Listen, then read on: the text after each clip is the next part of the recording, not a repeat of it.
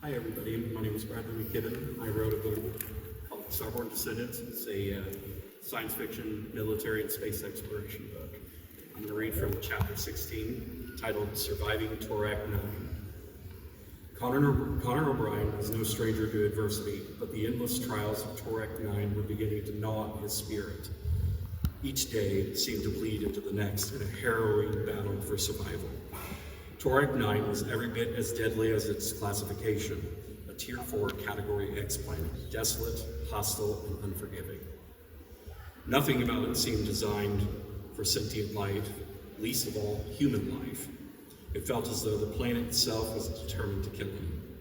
His wrecked ship, the Cadmus, now sat in disrepair, its metallic shell twisted and shattered after the vicious attack from the behemoth creature that had ravaged it on its first day. His once sleek, trusty spacecraft was nothing more than a crumpled shelter offering meager protection from the planet's unrelenting environment.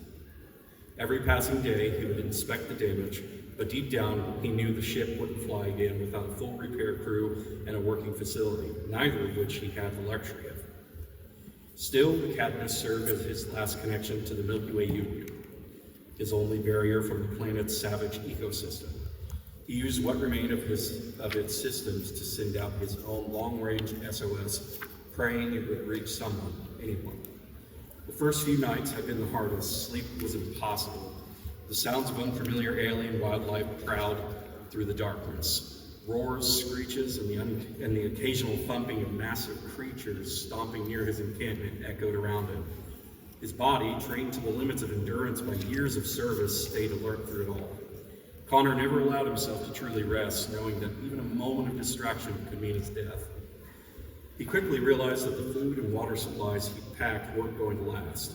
His rations were dwindling faster than expected, a bitter reminder that he was stranded on a planet where every source of food and water could be toxic.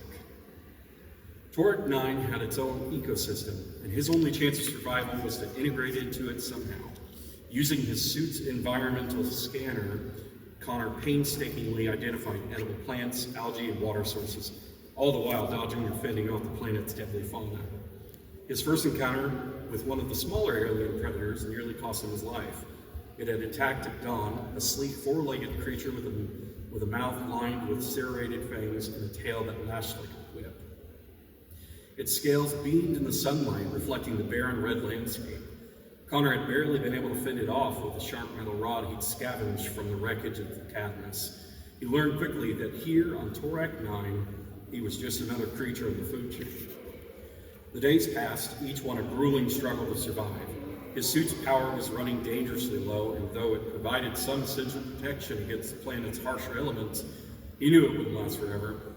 Every sunrise was a reminder of his isolation, of how long he had been waiting for rescue, a rescue that might never come. Yet Connor held on to hope. His SOS beacon was still active, though he had no idea if it was reaching anyone. He even lost count of the days he was stuck on this nightmare planet. Torak 9's landscape was no better than its wildlife. The terrain was rough, treacherous even. Jagged rocks, sprawling deserts, and towering mountains stretched endlessly in every direction. Dust storms would sweep across the horizon without warning, forcing Connor to take shelter into the remains of his Cadmus.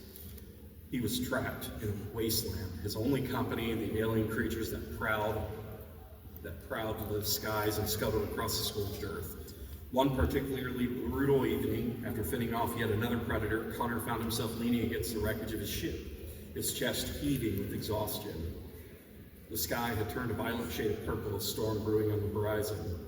The wind howled, kicking up dust and sand that pelted against his helmet and armor, rattling with every gust. Even with the suit sealed, the abrasive